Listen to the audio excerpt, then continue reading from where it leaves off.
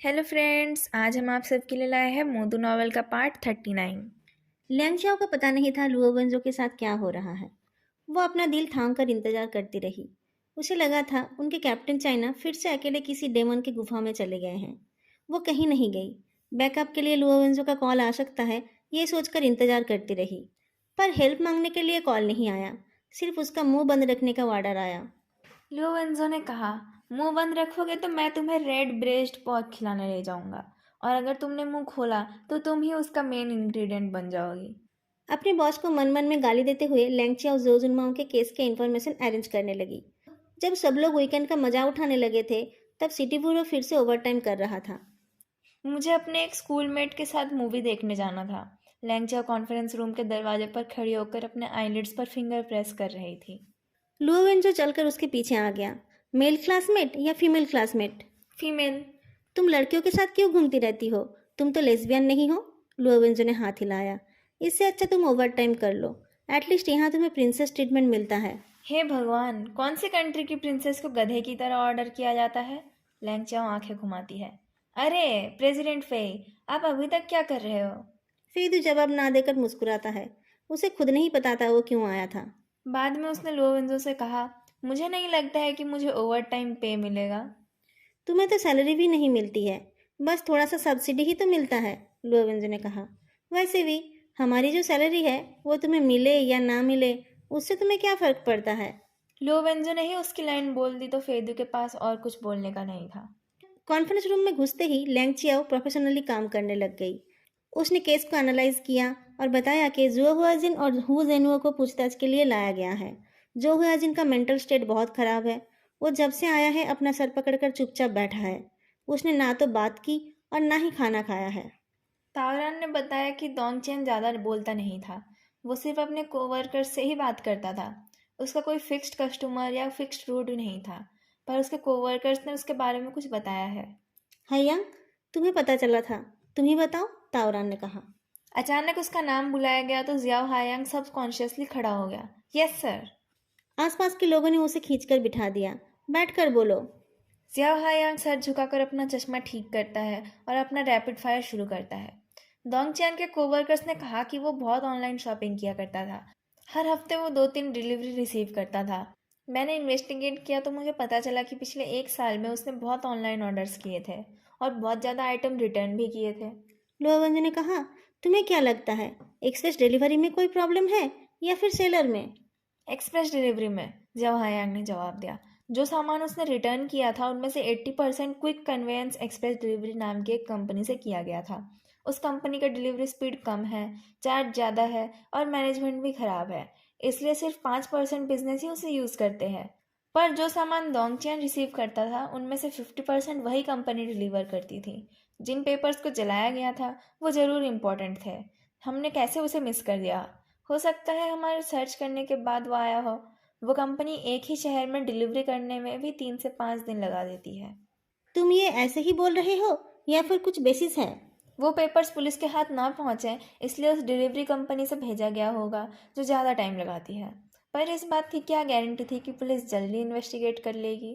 Police अगर late करती तो डिलीवरी उनके सामने भी तो हो सकती थी। जियाओ हायांग जो बोलना चाह रहा था वो ये था कि उनके टीम में ही कोई ट्रेटर है। पर वो इस बात को सीधे सीधे ना बोलकर घुमा फिरा कर बोल रहा था। तुम्हारे इस जजमेंट का कोई बेसिस है? मैंने उस डिलीवरी कंपनी से पता किया। डोंगचियान की मौत से पहले उसके फ्लीट से डोंग हाउस के लिए कुछ भेजा गया था। फेदू ने कहा, पैकेज भेजा गया था? ऑफिसर जियाओ, आपका मतलब है दोंगचान ने वो खुद नहीं भेजा था? अगर डोंगचियान ने जो जिनमाओ को जानबूझकर मारा था और उसे एक्सीडेंट दिखाया था, तो वो अपने बेटे के लिए क्या भेजेगा? उस आदमी का परिचय जिसने उससे वो काम कराया था, या फिर कुछ ऐसा जिससे पता चले कि वो खुद मर्डरर था? इससे क्या फायदा होगा? उसकी बेटी की जान ही तो खतरे में आएगी। तो तुम्हारा कहना है कि किसी ने वो भेजा था कि दोंग जियाओचिंग जो हुआजिन को मारने जाए, और फिर उसे मार दिया और उसका घर जला दिया। रोवेंजो ने जियाओ हायांग की आंखों में देखा। क्यों? क्या यह आसान था? और उसके घर को सिर्फ पुलिस को प्रोवोक करने के लिए ही जलाया गया? जब मैं डोंग जियाओचिंग के घर इन्वेस्टिगेट करने गया था, तब मैं एक पेपर पे मेरा नंबर लिख कर आया था। उस आग लगाने वाले के डोंग हाउस में घुसने के बाद ही मुझे वो मैसेज भेजा गया था। शायद उस आदमी को वो फ़ोन और मेरा नंबर उस घर में ही मिला था। कामरान ने कहा, हमने उस डिलीवरी पर्सन को भी ढूंढा था जो दोंगचियान का डिलीवरी ले जाता था, पर वो गायब है और उसकी आईडी भी फेक है। लुओवेंजो ने फेदू की राय मांगी तो उसने कहा, इन सब चीज़ों से ये लग रहा है कि ये एक ऑर्गेनाइज्ड क्रिमिनल गैंग है जो म्यूचुअल बेनिफिट की वजह से काम करती है। साथ में वो लोग ब्रेन वॉश करके या फिर फोर्स यूज़ करके काम कराते हैं। सिर्फ साइकोपैथी से काम नहीं हो सकता है, क्योंकि साइकोपैथी अलग अलग होते हैं। जैसे कि जो साइकोपैथ पुलिस को टारगेट करते हैं वो दो टाइप के होते हैं। एक टाइप के साइकोपैथ पुलिस को मारना चाहते हैं और दूसरे टाइप के साइकोपैथ्स पुलिस वाले से कुछ और रिश्ता बनाना चाहते हैं। सब हंस पड़े। लोवेंजो ने कहा, शट अप, मीटिंग चल रही है, थोड़ा सीरियस हो जाओ। फेदू ने सब्जेक्ट चेंज कर लिया। इन सब डिफरेंसेस की वजह से गैंग अनस्टेबल हो जाएगा। ऑफिसर जियाओ, मुझे नहीं लगता कि इतना सब कुछ सिर्फ पुलिस को प्रोवोक करने के लिए किया गया होगा। या तो ये सब एक ग्रुप का काम नहीं है, नहीं तो इनके पीछे कुछ और रीज़न है। जो हुआ जिनसे बात करके इस बारे में कुछ पता चल सकता है। जियाओ हायांग ने कुछ नहीं कहा। फेदू ने कहा, मुझे लगता है ऑफिसर जियाओ की थ्योरी इंटरेस्टिंग है। जब क्रिमिनल कुछ करता है तो हम सोचते हैं कि वो कुछ कवर करना चाहता है, पर आपका मानना है कि वो पुलिस को प्रोवोक करना चाहते थे। क्यों? क्योंकि दोंगचियान भी तो मर गया है। जियाओ हायांग बोल उठा। हो सकता है कि वो भी एक विक्टिम था। पुलिस उसे जस्टिस नहीं दिला पाई तो उसने खुद कानून को अपने हाथ उठा लिया। ऐसे एवेंजर्स। जियाओ हायांग को लगा कि उसने कुछ ज़्यादा बोल दिया होगा। उसने जल्दी से अपना मुंह बंद कर लिया। सब लोग चुप हो गए। कुछ देर बाद लोरेंजो ने कहा, फेदू मेरे साथ जो हुआजिन से बात करने चलेगा। ताओरन, तुम उस डिलीवरी मैन को और उस आग लगाने वाले को ढूंढो। उसने कहीं ना कहीं ड्रेस चेंज की होगी। फैदू को अपनी वो नोटबुक नहीं दिखी जिसमें वो नोट लेने की एक्टिंग कर रहा था। उसमें उसने लुओ विंजो का प्रोफाइल स्केच बनाया था, जो हाथ के ऊपर चेन रखकर बैठा था। लोरेंजो ने वो नोटबुक उसके चेस्ट के ऊपर मारी और धीमी आवाज में कहा, मीटिंग में ध्यान नहीं था तुम्हारा? खा पी कर भी तुम ठीक नहीं हुए? फैदू ने नोटबुक चेक की। शीजियोंग, आपने पेज क्यों फाड़ा? मैंने वो ले लिया है। इंटरोगेशन रूम का दरवाजा खोलने की आवाज़ से जो हुआजिन चौंक उठा। एक दिन के भीतर वो आदमी एक यंग जीनियस से एक मिडिल एज्ड आदमी बन गया है। लो वेंजो की तरफ देखकर उसने कहा, क्या मैं पैटर्निटी टेस्ट का रिजल्ट देख सकता हूँ? लोरेंजो रुक गया, पर पीछे से फेदू ने एक फोल्डर आगे कर दिया। आपका, हुआइसिन का और यांगबो का, सबका ही है इसमें। जो हुआजिन का हाथ काँप रहा था। वो उस फाइल को खोल ही नहीं पा रहा था। फेदू ने अपना एटीट्यूड चेंज कर लिया था। उसने कहा, पानी पी लीजिए। मुझे लगता है आप धर्म विश्वासी हो। आप मानते हो कि आत्मा होती है। हुआइसिन आपके लिए वोरिड था। वो ज़्यादा दूर नहीं गया होगा। उसे ये ना दिखे कि आप ठीक नहीं हो। जो हुआजिन रो पड़ा। बहुत देर रोने के बाद उसने कहा, मैं सब कुछ बताऊंगा। क्या जानना चाहते हो आप? किडनैपिंग में मेरे साथ कौन कौन था? प्रेसिडेंट हु ने वो सब बता दिया है, लोवेंज ने कहा। आपको पता है कि जिसने आपके भाई को मारा था उसको किसी ने गाड़ी से मार दिया? रियली? ये तो उसके साथ बहुत अच्छा हुआ। मुझे मौका मिलता तो मैं खुद वो काम करना चाहता। प्रेसिडेंट जो, फेदू ने कहा, उसको किसी ने क्यों मार दिया? वो किलर थी, पर वो बस एक नाइफ थी। आपको ये नहीं जानना है कि वो नाइफ किसने पकड़ी थी? जो हुआ जिनकी आंखें लाल हो गई थी। उसने कहा, आप क्या चाहते हो? आपने मेरे उस सवाल का जवाब नहीं दिया, फेदू ने कहा। आपको पता है क्यों वो आपको मारना चाहती थी? आप उसको जानते थे? मैं उसे नहीं जानता था। अगर मुझे कुछ पता होता तो मैं उसे मेरे पास आने नहीं देता। तो आपको बाद में कुछ याद आया? जो हुआइजिन फेदू का दिया पानी पीता है। मैंने सच में कुछ बुरा काम किया है, पर हुआइजिन बिल्कुल इनोसेंट था। अगर आप उसको जस्टिस दिला सकते हो तो जो क्लैन के बैंकरप्ट हो जाने से भी मुझे फ़र्क नहीं पड़ता है। आपने जो क्लैन के पब्लिक वेलफेयर फंड्स को चेक किया होगा। अगर कुछ नहीं मिला है तो और अच्छे से देखिए, उसमें ज़रूर कुछ गड़बड़ है। जो क्लैन की प्रॉपर्टी लीगल रास्ते से तो नहीं बनी है। लोवंजू ने कहा, क्या आप जो याहो की मौत के बारे में बोल रहे हैं? सिर्फ वही नहीं, जो हुआजिन ने कहा। जो क्लैन के हेडक्वार्टर सब अब्रॉड है। सब कुछ आप लोग इन्वेस्टिगेट कर भी नहीं पाओगे। पर दोंग जियाओचिंग ने जब अटैक किया तब मुझे कुछ याद आया। बहुत साल पहले मेरी और उसकी लाइफ ने एक दूसरे को क्रॉस किया था, जेंग काइफेंग की वजह से। आपको तो उसका पास्ट पता ही होगा। बाद में उसने अपना रंग ढंग बदल लिया था, पर जो उसके अंदर है वो कैसे बदलेगा? फेदू की आंखों का कोना कांप उठा और उसका हाथ नोटबुक के ऊपर रुक गया। जो हाइजिन ने वो नोटिस नहीं किया। वो बोलता रहा, ये 20 साल से भी ज़्यादा पुरानी बात है। हुआइसिन के पैदा होने के बाद मम्मी का दिमागी हालत बहुत ख़राब था। उनसे ना तो कम्युनिकेट किया जाता था और ना ही वो हुआइसिन को देखती थी। मैंने उसका क्रिब अपने रूम में ले लिया था। लुओवंज ने कहा, मैंने सुना है कि छोटे बच्चे इतना रोते हैं कि पेरेंट्स का भी दिमाग खराब हो जाता है। आप तो बहुत पेशेंट थे। आपके घर वाले नानी नहीं रख सकते थे? ऐसा बहुत कम होता है कि किसी यंग मैन को कोई बच्चा पसंद हो। मैं तो बस डरा हुआ था। मेरी माँ की प्रोटेक्शन की वजह से ही मैं उस घर में जिंदा था। उनकी खराब हालत देखकर मैं डर गया था। फॉयसिन उस टाइम मेरे लिए डूबते के हाथ का तिनका था। मैं उसी के साथ रहता था और कभी कभी मेरे खाने में से थोड़ा क्रश करके उसे खिला देता था। मुझे लगा था कि जो कुछ भी हो जाए, जो जुनमाओ अपने बेटे को कुछ नहीं करेगा। हुआइसिन ने बेड गिला कर दिया था और वो रोए जा रहा था। मैं उसका डायपर चेंज करने गया तो मैंने देखा कि मेरे पास और डायपर नहीं थे। मैं स्टोरेज रूम की तरह जा रहा था तो मैंने देखा कि स्टडी रूम की लाइट जल रही थी। जो जुनमाओ, जो बहुत दिन बाद घर आए थे, वो जेंग कैफेंग के साथ मीटिंग कर रहे थे। अगर मजबूरी ना होती तो मैं उस रास्ते जाता ही नहीं। मुझे जेंग काइफेंग की आवाज़ सुनाई दी। वो मर गया है, चिंता मत करो, कोई सबूत नहीं है। मुझे लगा वो लोग मुझे मारना चाहते हैं। मैं बहुत डर गया था। उसके बाद जो जुनमाओ ने कहा, मैंने न्यूज़ देखी, एक छोटी सी गड़बड़ हो गई है। जेंग काइफेंग ने कहा, डोंग की बात कर रहे हो? उसे कुछ नहीं पता है। ये उसका बैड लक है कि वो उस चपेट में आ गया। पैसों से सब ठीक हो जाएगा। एक मिनट, लुओवंजो बोल उठा। ये सब कब हुआ? 20 साल से ज़्यादा टाइम हो गया है। वो डर गया था इसलिए उसे ये सब बातें याद है, पर बाकी की डिटेल्स उसे उतने अच्छे से याद नहीं थी। फिर वो लकड़ी के टेबल के ऊपर पेन से ताल देता है। दिन में पढ़ाई और काम करना और रात को एक बच्चा संभालना, ये तो बहुत मुश्किल है। आप तो उस टाइम स्कूल में थे शायद। आपकी पढ़ाई ठीक चल रही थी? आप क्लास में सो नहीं जाते थे? मेरा क्लास वर्क उतना सीरियस नहीं था, बस बेसिक कोर्सेज जो हुआ है जिनको कुछ याद आया। हाँ, मैं उस टाइम बिजनेस स्कूल में था, फर्स्ट ईयर में। मैं 17 साल का था। तो वो 21 साल पुरानी बात है। फेदू ने कहा, आपने कहा स्टडी रूम का डोर खुला हुआ था, तो एसी नहीं चल रहा होगा। मतलब सर्दी भी नहीं थी और गर्मी भी नहीं थी। ठीक कहा। ये सितंबर अक्टूबर का टाइम होगा। मम्मी की हालत की वजह से रात को कोई भी हाउसकीपर इधर उधर घूमने की हिम्मत नहीं करता था। उन लोगों को चाइनीज भी समझ नहीं आती थी, इसलिए वो दोनों डोर खोलकर ही बात कर पा रहे थे। लुओवेंजो ने ताओरान को मैसेज किया, 21 साल पहले सितंबर या अक्टूबर में जो क्लैन या दोंग फैमिली में कुछ हुआ था। ताओरन ने ईयरपीस में बताया, मैं बताने जा रहा था।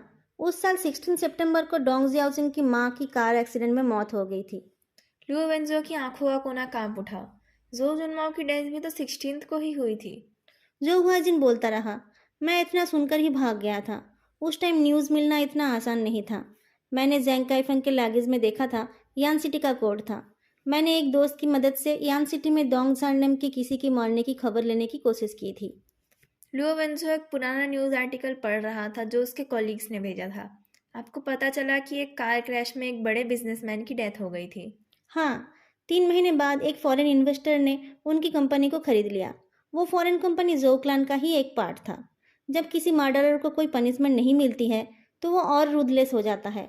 जो याओ हाओ और उसके बाद ये बिजनेसमैन, एक एक मर्डर से जो जुनमाओ का बिजनेस 10-10 साल आगे जा रहा था। आपको क्या लगता है मिस्टर फेई, ये सब करने के लिए उनको कितने पैसे लगाने पड़े होंगे? फेदू ने कहा, मुझे नहीं लगता है कि सिर्फ मनी से किसी सुसाइड ट्रक ड्राइवर को खरीदा जा सकता है। उस लड़की डोंग ने कुछ कहा था जो सिर्फ मुझे सुनाई दिया था। उसने कहा था, एक काफी नहीं था। तुमने मेरे पापा को भी नहीं छोड़ा। शायद उसे लगा था कि मैंने उसके पापा के बदले के भावनाओं को यूज करके जो जुनमाओं का एक्सीडेंट कराया था। जो हुआजिन गर्दन हिलाता है। पर मैं उतना कैपेबल नहीं हूँ। अगर किसी ने वो किया है तो वो जेन कैफिंग ही होगा। लुओवेंजो सोचने लगता है। दोंग जियाओसिंग ने कहा था कि उसके पापा भी उन लोगों में से ही है। 21 साल पहले के उस एक्सीडेंट में भी ड्राइवर और टारगेट दोनों की मौत हो गई थी। वो केस भी तो जो जुनमाओ के केस के जैसा ही है। क्या यान सिटी में ऐसे रोड एसेसिन्स घूम रहे हैं जो किसी को मारने के लिए अपनी जान भी देने को तैयार है?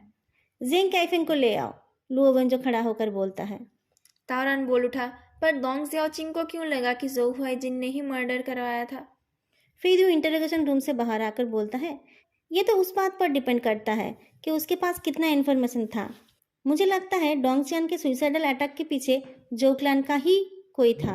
आपको क्या लगता है, कौन हो सकता है वो? लैंग चाओ ने कहा, एक बात और है। जो फैमिली में कोई नहीं जानता था कि जो हुआइजिन जो जुनमाओ का बेटा है।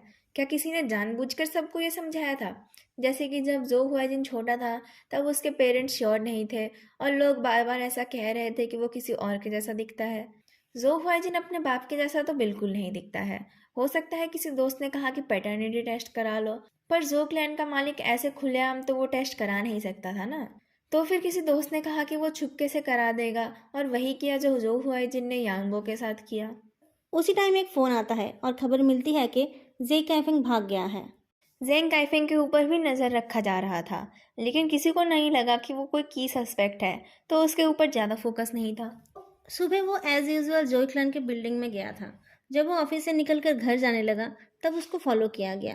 पर जब पुलिस वाले लुओवंजो का ऑर्डर पाकर उसे पकड़ने गए तब पता चला कि कार में बैठा आदमी कोई और था। कहाँ ध्यान था तुम लोगों का, लोवेंजो ने कहा। कार में जो है सबको पकड़ कर लाओ। तावरान, तुम जो ग्रैंड जाकर कैमरा फुटेज चेक करो, वारंट ले जाओ और उसका घर, ऑफिस, बैंक अकाउंट सब सर्च करो। लैंगर, ट्रैफिक डिपार्टमेंट को कांटेक्ट करो, सारे रोड्स को ब्लॉक करो, एयरपोर्ट, रेलवे स्टेशन और लॉन्ग डिस्टेंस बस स्टेशन, हर जगह पर खबर भेजो। उसे यान सिटी से बाहर मत जाने दो। लैंग चाओ सोच रही थी कि जो हुआ है जिनका इंटरोगेशन हो जाएगा तो वो टैक्सी लेकर मूवी देखने निकल जाएगी, पर उसका प्लान बिगड़ गया। वो और चुप नहीं रह पाई। इतना सब कुछ क्यों हो रहा है? ये सब बुध के बकरी की वजह से ही है। तावरन को लगा वो केस के बारे में बात कर रही है। उसने पूछा, बुध? हाँ, बुध ग्रह का बकरी चल रहा है। तावरन को कुछ समझ नहीं आया। लैंग चाओ ने ताओरान का कंधा थपथपाया। डेपुटी ताओ, हम सबको पता है कि आपकी कोई गर्लफ्रेंड नहीं है। मैं तो बस ये कह रही थी कि इस साल हमें ज़्यादा काम करना पड़ रहा है। इतना कुछ हो रहा है कि मुझे लग रहा है हम सीरिया के फ्रंट लाइन में हैं। उसने ऐसे ही कह दिया था, पर तावरन को लगा कि वाकई बहुत ज़्यादा क्राइम हो रहा है। पिछले कुछ महीनों में जो हो रहा है उसे देखकर लग रहा है कि जैसे बहुत सारे फायर क्रैकर को एक साथ बांध दिया गया हो। एक में आग लगते ही सब फूट जा रहे हैं। 0 आवर रीडिंग के बारे में सोचकर वो लुओ वेंजो का आवाज़ लगाता है। लाओ लुओ, रुको। तुम्हें याद है शिफू? लोगन जो दरवाजे पर रुक गया। हाँ हाँ, मुझे पता है, यंग सर की डेथ एनिवर्सरी आ रही है। मैं तो भूल ही जाता। कुछ दिनों में ही हम फूल लेकर सीनी यंग से मिलकर आएंगे। तावरान कुछ बोल नहीं पाया। लोवेंजो ने फेदू को धक्का दिया।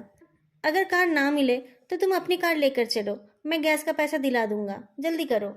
जियाओ हयांग ने जब आवाज़ लगाई तब जाकर तावरान होश में आया। अभी अभी लुओ वेंजो ने ना तो सिर्फ उसे टोका, बल्कि उसने कुछ ऐसा कहा जो सही नहीं है। जो जानता है सिर्फ वही समझ सकता है कि कुछ गड़बड़ है। सीनी यंग यानी कि यंग सर की वाइफ एक बिजी करियर वुमेन थी।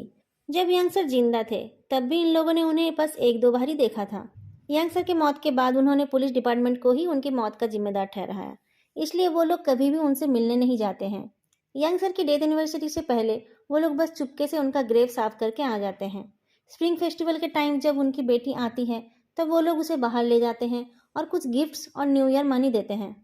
वो लोग कभी भी फूल लेकर शीनयांग से मिलने नहीं जाएंगे। यांगजिन ने कहा था कि शीनयांग को फूल से एलर्जी है। लुओ वेंजो ने ऐसी फालतू बातें क्यों की? तुम्हारी ये कार कितनी फ्लैसी है। लुओजो ने फेदू की बड़ी सी एसयूवी का गेट बंद किया। कितनी जगह लेती है और गैस भी ज़्यादा पीती है। फेदू बुरो के गेट से बाहर गया और थोड़ी देर बाद रेडियो को चलाकर चैनल चेंज करने लगा। सिग्नल बिल्कुल क्लियर था। फेदू ने रेडियो की साउंड कम किया और एक डिवाइस निकालकर कार को चेक किया। उसे कुछ नहीं मिला तो वो हंसकर बोला, मैं रोज़ कार बदलता हूँ, मुझे खुद पता नहीं है कि मेरे पास कितने कार हैं। जब जियाओ हायांग ये इशारा कर रहा था कि इन सब के पीछे कोई अंदर का आदमी है, तब लुओ वेंजो ने उसकी बात को काट दिया था। वो अपने कलीग्स पर शक नहीं करना चाहता था। डोंग हाउस के इन्वेस्टिगेशन के बारे में तो उनके पड़ोसियों को भी पता था। उसे जानने के लिए किसी स्पाई की जरूरत नहीं थी। पर जेंग काइफिंग के भागने का टाइम शायद कोइंसिडेंस नहीं है। जब डोंग जियाओचिंग ने जो हुआइजिन पर हमला किया था तब जेंग कैफिंग शांत था। उसे नहीं लगा था कि उसमें वो फंसेगा, क्योंकि ना उसे और ना ही जो जुन्माओं को पता था कि 21 साल पहले जब वो लोग बात कर रहे थे तब उनके रूम के बाहर एक डरा हुआ टीनेजर खड़ा हुआ था। जैसे ही जो हुआ जिन ने वो कहानी सुनाई, जेंग काइफिंग भाग गया। कौन है जो सिटी बुरो के अंदर की खबर बाहर भेज रहा है? फिर वो बोल उठा, वैसे देखा जाए तो आपको मेरी कार में नहीं होना चाहिए था।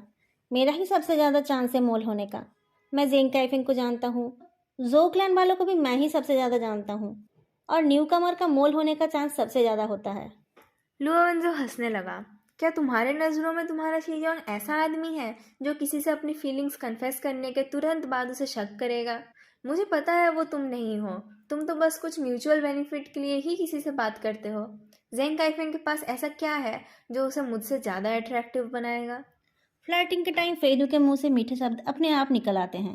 उसे लगता था उसका लेवल बहुत हाई है, पर इस फ्लर्टिंग वर्ड के मुंह से मीठे शब्द सुनकर उसे लगा कि उसे अभी बहुत कुछ सीखना है। ठीक कहा आपने, फेदू ने कहा। तो क्या मैं गाड़ी रोककर आपको किस करूं? नहीं, हम काम पर है। वैसे भी मैं जानता हूँ कि तुम सोच रहे हो कि मेरे दिमाग में कुछ प्रॉब्लम है। बस तुम मेरे हैंडसमनेस की वजह से वो बोल नहीं रहे हो। फेदू के पास बोलने के लिए कुछ नहीं था। एक्चुअली तुमने जो हुआजुन को जो सवाल पूछा उसके वजह से ही मैं तुम पर शक नहीं कर पाया, लुओवेंजे ने कहा। उसके भाई को छुरी मारा गया, पर उसने ये नहीं पूछा कि दोंग जियाओचिंग ने ऐसा क्यों किया, जिससे तुम्हें लगा कि उसे उस लड़की के बारे में कुछ पता है। पर उसे वो बात बाद में समझ आई थी, नहीं तो वो उसे पास नहीं आने देता। हु जनू उसका आदमी है, जो हुआजिन उसका प्यारा भाई है, और यांगबो के खिलाफ वो साजिश कर रहा था। बात इन तीनों से रिलेटेड होती तो उसे वो बात पहले ही समझ आ जाती। हॉस्पिटल में बैठकर ही मुझे भी लगा था कि इसमें जेंग काइफेंग का हाथ हो सकता है। अगर तुम जेंग काइफेंग के साथी होते तो तुम्हें भी ये बात पता होती। तुम तो इतने चालाक हो कि तुम्हें उसके मुंह खोलने से पहले ही पता हो गया था कि वो जेंग काइफेंग का नाम लेगा। तो जेंग काइफेंग को इस बात की खबर भी पहले ही मिल जानी चाहिए थी। फेदू को ये लॉजिक मानना पड़ा।